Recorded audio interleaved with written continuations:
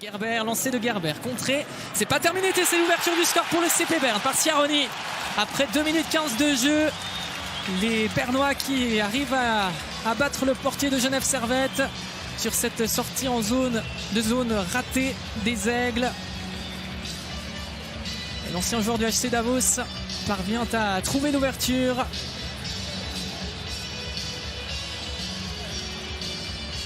Le puck bloqué par Arnaud Ria n'aura pas suffi à écarter le danger.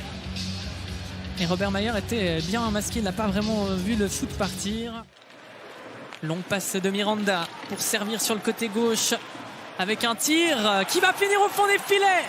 Genève Servette qui arrive à égaliser juste après la moitié de ce premier tiers. Et c'est Eric Fer qui poursuit sur sa dynamique avec un 4e but en 2 matchs qui continue à bien s'implanter dans cette équipe genevoise. Alors on va mieux le revoir ici au ralenti, ce but qui est venu un peu de manière surprenante. Très bon travail de Winnick qui vient masquer le début du shoot. Eric Fer, 29e point. Chervet, il n'a pas sorti pour Ebet. Oh, c'est magnifique le tir de Andrew Ebet. Pas faire grand chose à Robert Mayer. Et juste après l'égalisation de Genève Servette, 21 secondes plus tard pour être précis, le CP Berne reprend les commandes grâce à son centre canadien.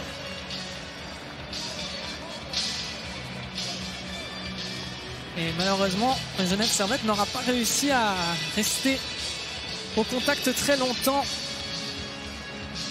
Et le numéro 25 là qui tire au bon endroit, c'est le moins qu'on puisse dire. Et qui marque seulement son 2e but de cette année 2020.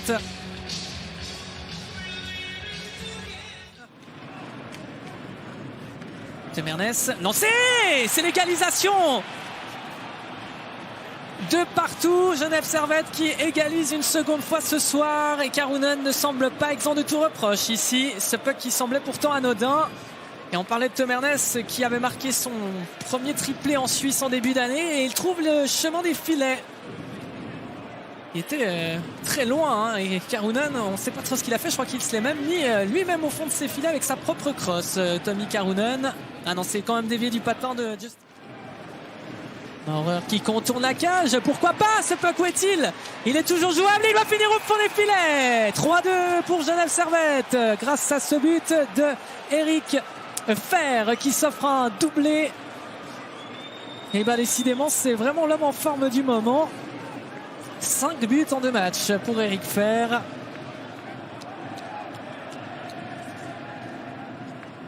Et là ça nous montre quand même les carences de la défense bernoise qui n'a jamais réussi à récupérer ce puck malgré le monde qui était comme Bloom ou bien Justin Kruger.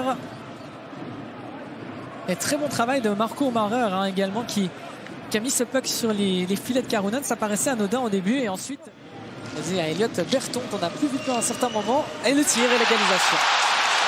3 partout, Berne revient un peu contre le cours du jeu, quand même il faut le mentionner. 3 partout à 12 minutes 20 de la fin de ce 3e tiers. Et on a parlé longuement du numéro 88, Inti Pestoni, qui arrive à remettre les 2 équipes à égalité.